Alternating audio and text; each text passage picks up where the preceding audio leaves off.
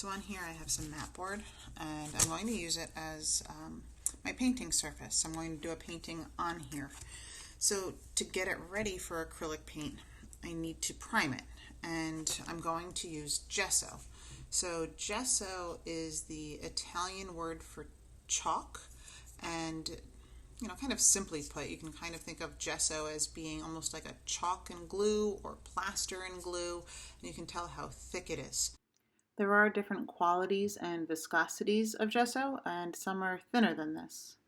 I'm going to put some on another surface so I can thin it out a little bit, and then I will make sure to close this right away, because once it hardens, it's very, very permanent.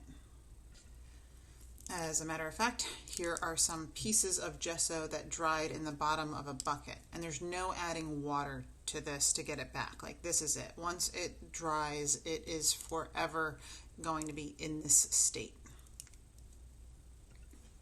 This also means you don't want to get gesso on your clothes, unless of course you wanted to paint on them. Then gesso would be a perfect thing to put on your clothes and give yourself a little painting work area.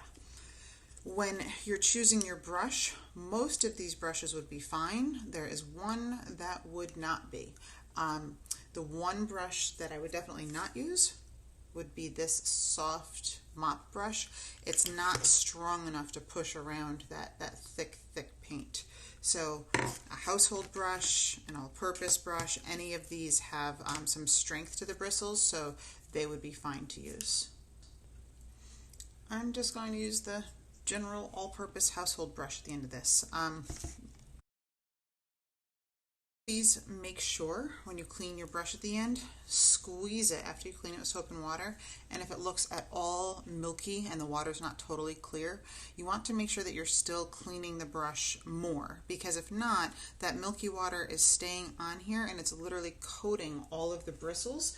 And you can imagine that if you are putting a thin coat of this stuff around each bristle, over time it will ruin the brush. You'll only get a few uses out of it, whereas if you clean it really well, you should get years and years of uses out of a brush.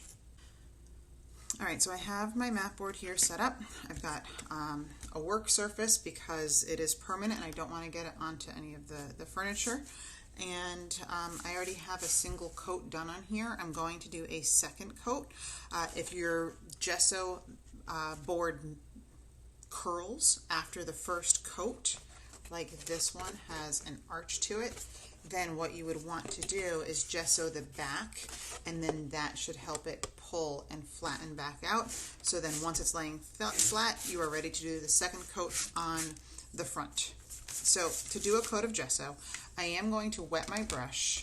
I'm going to wipe off the extra water. I don't want it to be too drippy. And I'm going to pull some off of this puddle onto the side and just thin it out a little bit. I don't want it to be too watery, but I can't move around that thick gesso very easily. So I have it watered down now. I'm going to just try to get my second coat on there. If you notice, the first layer of brush strokes were going up and down this way, so my second layer of brush strokes is going to go this way. It doesn't mean that I can't go in different directions to start with, like I just need to get that surface covered. It just means when I'm finishing that second coat, I want to make sure that my final brush strokes all go in the same direction, side to side. And you see I'm working fast. I'm just going right off the edge. It should not take long. I don't want a lot of water to get into this mat board. I just need enough water to spread the gesso out and get the surface covered.